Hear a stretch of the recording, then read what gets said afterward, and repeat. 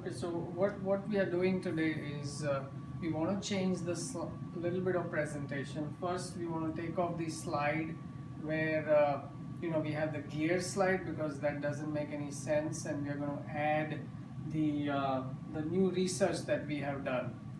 Um, so just to summarize what we have done till now, I'm just going to define a few things that we have done before.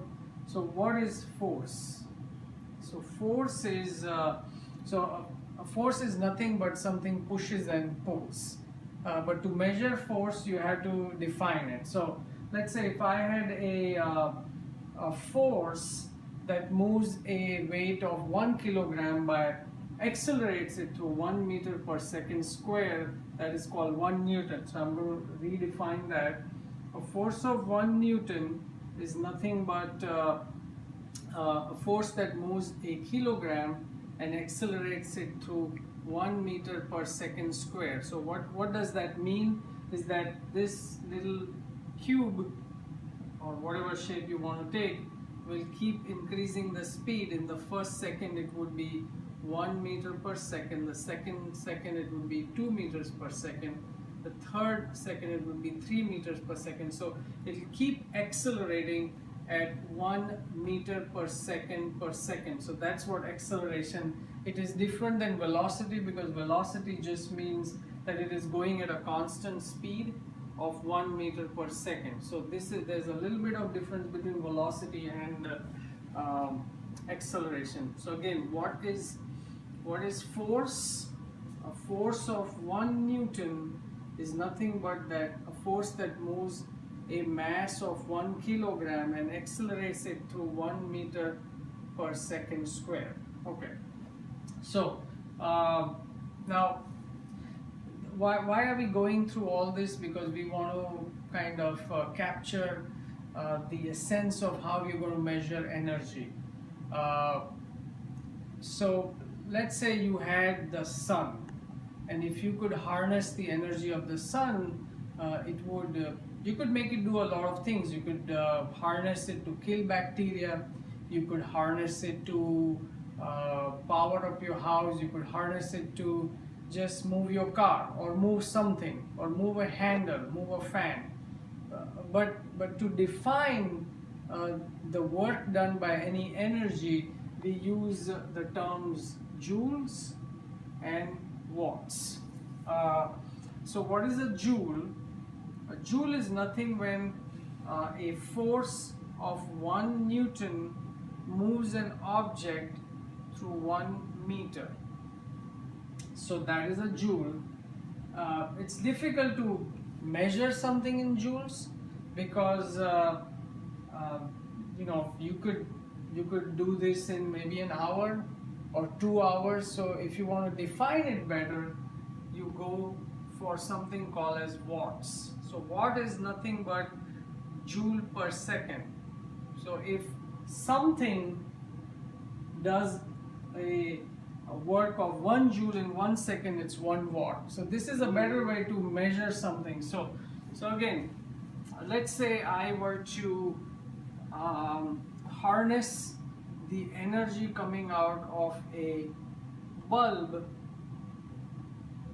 and I want to just capture that energy, and I can measure it in watts. That would tell me how much work it would perform in a second. So does that make sense? Okay, good. So now we come back to our project. Okay, we have this sphere in form of the water container, and then you have the UV light that is hanging inside the sphere, and the sphere is filled with water, and then there are bacteria all over. Okay, now this UV lamp that you have generates energy every second, and the energy could be used for various reasons, but the energy could be used to kill these little bacteria. Okay, so I'm just giving you a number. Let's say the total energy required or the total force required to kill all these bacteria is 300 joules. Now it doesn't, that's the total amount of dose that is required. It doesn't tell me 300 joules in a second, 20 seconds, hour, or 2 hours, correct? Now you have a bulb that is generating certain amount of energy. Let's say this bulb had a power of 1 watt. What that means that every second this bulb is generating 1 joule of energy, correct? So let's define this a little bit better. You have total dose that is required to kill the bacteria is 300 joules. You have a bulb that is producing 1 watt per second. So we'll go 1 watt. So for how many seconds do you need to crank your handle so that you can produce 300 joules? So a simple calculation would be 300 seconds, correct? Okay, now we'll go a little bit further to understand everything.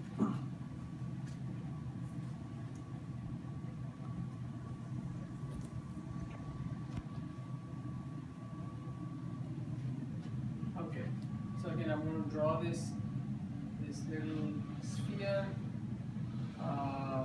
the UV lamp and all the little bacteria here, correct?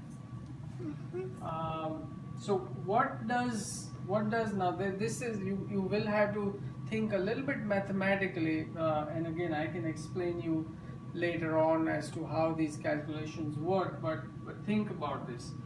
We know, according to the article that we read, that all the bacteria will be killed if you produced a dose of 300 millijoules per centimeter square. What that means is you have to, for a centimeter square of the area, you have to give 300 millijoules, correct? So every centimeter square of this little sphere here, you have to give 300 joules to kill all the bacteria. Then how do you know the total dose that is required? So this, we will presume this earthen pot is a sphere. Now of course we can't work with volume because these are calculations in centimeters squared. So we'll presume that all the bacteria are stuck to the inside of the sphere. So how do you find the area of the sphere? The area of a sphere is 4 pi r squared. Okay? Now what's the radius of the sphere? We'll presume it's 10. So if the radius is 10, what would be the total surface area of the inside of the sphere? Would be 4 into 3.14 into 10, so that will be 100. Okay, I'm not going to go through this calculation, but you can calculate it yourself. So if the total dose required per centimeter square is 300, the total dose that is required to eliminate all the bacteria in the entire surface would be this area multiplied by 300.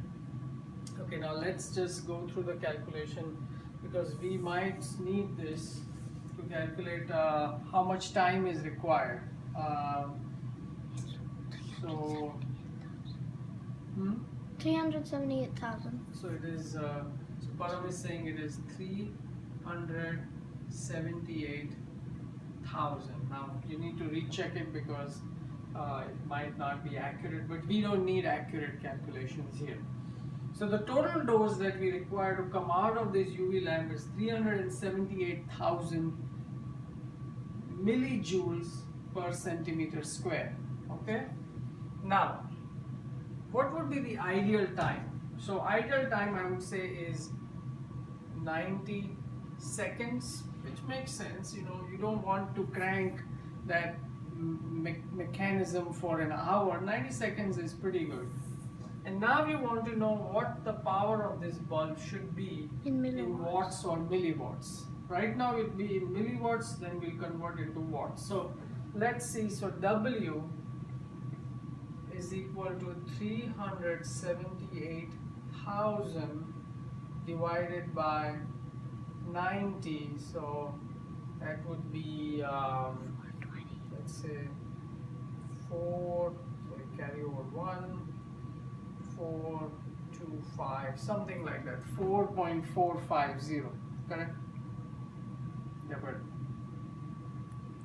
okay. So this would be, and again, just recheck my calculations, it may be wrong. So this would be 4,450, but this is in milliwatts. If you wanted to convert it into watts, it would be divided by 1,000.